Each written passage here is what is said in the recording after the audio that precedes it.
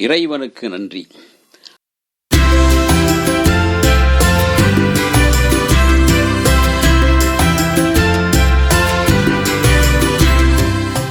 திலகம் எம்ஜிஆரை வைத்து ஏவிஎம் தயாரித்த முதல் வண்ணப்படம் அன்பேவா. இதன் இயக்கம் திருலோகச்சந்தர். வெற்றி கதைதான் அன்பேவா. காதலியை மனைவியாக்க காதலன் விடுத்த அன்பின் அழைப்பிற்கு பெயர்தான் அன்பேவா. 1966ஆம் ஆண்டில் தமிழில் 40 படங்கள் வெளிவந்தன. அதில் அன்பேவா மக்கள் மனதில் இடம் பிடித்த முதல் படம். வசூலிலும் சாதனை, முற்றிலும் பொழுதுபோக்கான கதகதப்பான கலரில் எம்ஜிஆரின் அன்பேவா அமைந்ததால் படம் மாபெரும் வெற்றி, அமோக வெற்றி. எம்ஜிஆர், சரோஜாதேவி, அசோகன், நாகேஷ், டி.ஆர். ராமச்சந்திரன், முத்துலட்சுமி, ராமராவ், மாதவி, மனோரமா மற்றும் பலர் நடித்த ஆகியோரை முன்னிலைப்படுத்திய ஒரு நகைச்சுவை படமாகவும் இதனை சொல்லலாம். சரோஜாதேவியின் கொஞ்சும் தமிழும் நாகேஷின் படபடக்கும் தமிழும் பாராட்டும்படியாக இருந்தன. படத்திற்காக சரோஜாதேவியின் ஆடைகளை வடிவமைக்க டைலர் ஒருவர் பெங்களூருக்கு போனதும், மேக்கப் பொருட்களை அமெரிக்காவில் இருந்து வரவழைக்கப்பட்டதும் அன்று நிகழ்ந்த ஆச்சரியம். கதைகளில் தனி முத்திரை பதித்தவர் ஆரூர்தாஸ். அவருடைய காதல் பாங்கான ஃபேமிலி அண்ட் லவ் ஓரியண்டலான கலந்த வசனங்கள். சாரட் வண்டியில் எம்ஜிஆர், சரோஜாதேவி பாடுவது போல இடம்பெற்ற ராஜாவின் பார்வை ராணியின் பக்கம், கண் தேடுதே சொர்க்கம், பொன் மாலை மயக்கம் என்ற பாடலை யாரேனும் மறக்க முடியுமா? அவர்கள் இருவரும் சாலையில் பயணிக்காமலேயே ஏவிஎம் புதிய ஏற்பாடு செய்திருந்தார். ஸ்டூடியோவில் அரங்கமைத்து அந்த காட்சியை ஏவி விட்டிருந்தார். மாருதிராவின் பளிச்சிட்ட ஒளிப்பதிவு அதற்கு ஒரு பெரும் பங்களிப்பாற்றியது.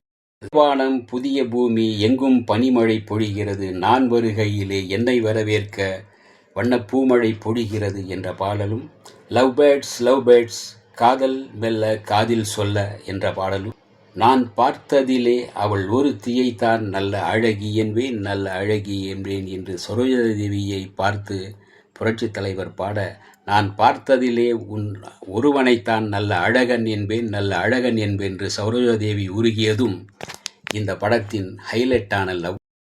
என்றொரு கோயிலிலே தெய்வம் வேண்டும் அன்பேவா என்று தன் காதலியை அன்பால் அழைத்த கணவனாக அரவணைக்க பாடும் பாடல். வெட்கமில்லை, நாணமில்லை, அச்சமில்லையே என்ற பாடலின் மூலம் காதலி தன் காதலனுக்காக காத்திருந்து அச்சப்பட்டு நாணப்பட்டு காதலின் வார்த்தைகளை பிரயோகிக்கும் பாடல். எழுதியது வாலியா கண்ணதாசனா என்று எளிதில் சொல்ல முடியாத அளவிற்கு கவிஞர் வாலி எழுதியிருந்தார். மெல்லிசை மன்னர் எம்எஸ்வி அதற்கு உயிர் கொடுத்திருந்தார். பி. சுசீலா, எல்.ஆர். ஈஸ்வரி, ஏ.எல். ராகவன் ஆகியோர் இந்த வெற்றி பாடல்களை திரையின் பின்னணியில் இசைத்து தமிழின் முன்னணி பாடல்களாக ஆக்கினர். பாடல்களுக்கு எம்ஜிஆரின் அங்க அசைவும் சரோஜாதேவியின் நடன அபிநயங்களும் அன்பேவாவுக்கு கிடைத்த ஒரு மேம்பாடு, வெகுமதி. பிரபல நடன இயக்குனர் சோப்ராவின் உதவியால் இவர்களது நாட்டியங்களில் பிசிறில்லை, குதூகலம் இருந்தது. அன்பேவாவின் கதை என்ன பார்ப்போம். உழைத்து சலித்த பணக்கார தொழிலதிபர் ஒருவர் ஓய்வெடுக்க சிம்லா வருகிறார். அவருடைய பங்களாவை வேறொருவருக்கு வாடகைக்கு தந்துவிட்டு காசி யாத்திரை செல்கின்றார் வேலைக்கார குடும்பம். வராத முதலாளி ஓய்வெடுக்க வந்துவிட்டார். நான் தான் வீட்டின் முதலாளி என்பதை அவர் யாரிடமும் தெரியப்படுத்தவில்லை. ஓய்வெடுக்க வந்த முதலாளிக்கு அந்த வீட்டில் வாடகைக்கு இருந்த பெண் மீது காதல். அதே வீட்டின் மற்றொரு இடத்தில் நாகேஷால் வாடகைக்கு அவர் அமர்த்தப்படுகிறார். வீட்டின் வேலைக்காரிக்கு மனோரமாவுக்கு முதலாளியை தெரியும். முதலாளியோ யாரிடமும் சொல்லக்கூடாது என்று சத்தியம் வாங்கியிருப்பார். இப்படி சின்ன சின்ன செல்ல சண்டைகளே படத்தின் வில்லன் போல் திரைக்கதை அமைத்திருந்தார் இயக்குனர் ஏ.சி. திருலோகச்சந்தர். படத்தில் வீட்டில் குடியிருக்கும் பெண்ணின் முறை மாப்பிள்ளையான விமானி அசோகன் யாரை மணப்பது, காதலிக்கு தர்ம சங்கடம், எப்படி சொல்வது?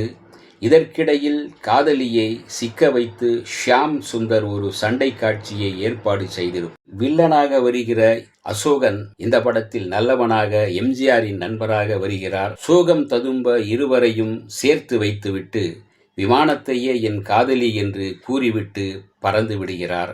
பிறகென்ன, அன்பேவா என்று காதலியை எம்ஜிஆர் ஆராதிக்கின்றார், அணைக்கின்றார். எம்ஜிஆர், குடியிருந்த பெண் சரோஜாதேவி, பெண்ணின் தந்தை டி.ஆர். ராமச்சந்திரன், வேலைக்காரன் நாகேஷ், மனோரமா. படத்திற்கு ஹைலைட்டான மென்மையான உருக வைக்கும் வசனங்கள், சின்ன சின்ன வசனங்கள் ரசிக்க வைத்தன. மனிதன் ஏழையாக கூட இருக்கலாம், ஆனா இயந்திரமா இருக்கக்கூடாது. ஒரு வியாபாரியின் திறமையை தான் கவனிக்க வேண்டுமே ஒழிய அவனது வியாபாரத்தின் திடீர் வீழ்ச்சியை வைத்து எடை போடக்கூடாது. யோசிக்காதீங்க, எப்ப பார்த்தாலும் 100 நோட்டுகளாக எடுக்கிறீங்களே, நம்ம தொழில் நோட்டு அடிக்கிறதா என நாகேஷ் கேட்பது சிரிப்பு. அறிந்து வருவது மோதல், அறியாமல் வருவது காதல். உலகத்தில நொண்டியா இருக்கலாம், ஆனால் உண்டியா இருக்கக்கூடாது. வர்றதுக்கும் மனுஷன் கொடுத்து வச்சிருக்கணும் ஐயா. நாகேஷ் சொல்லும், மேரி நீ சாதாரண மேரி இல்ல, ஆரோக்கிய மேரி. இங்க இருந்து நடத்த வேண்டிய கல்யாணம் எனக்காவது கல்யாணமா? எந்த பொண்ணு விரும்புது? தயவு செய்து நீங்களே என் கையில் இருந்து உங்கள் விரல்களை எடுத்துக்கங்க பாலு, எனக்கு உங்க விரலை எடுக்கிற சக்தி கிடையாது என்பார் சரோஜாதேவி. காதலை உருக வைத்த காட்சி அது. ஏசி திருலகுச்சந்தரும் அவரின் திறமையான உதவியாளராக எஸ்.பி. முத்துராமனும் பணியாற்றியிருந்தனர். இதற்கு விளையாட்டை அழகுற படம் பிடித்ததும், மேல்நாட்டில் மது வருந்திய கிளாஸை உடைத்தால் நினைத்த காரியம் நிகழும் என்ற நம்பிக்கையை பதிவு செய்ததும் அன்பேவாவில் பார்க்கலாம். எடுத்தாலும் 2 கைகளை மட்டும் நீட்டி வளைத்து காண்பிப்பது எம்ஜிஆரின் கைவந்த ஸ்டைல் ஆகும்.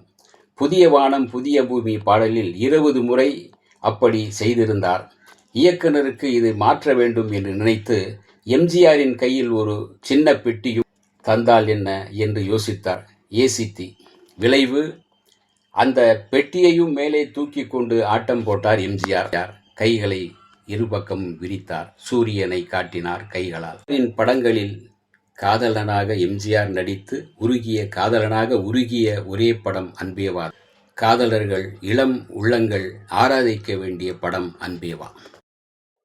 இந்த வீடியோ உங்களுக்கு பிடிச்சிருந்தா லைக் பண்ணுங்க, ஷேர் பண்ணுங்க, கமெண்ட் பண்ணுங்க, சப்ஸ்கிரைப் பண்ணுங்க, மறக்காம பெல் ஐகானை கிளிக் பண்ணுங்க.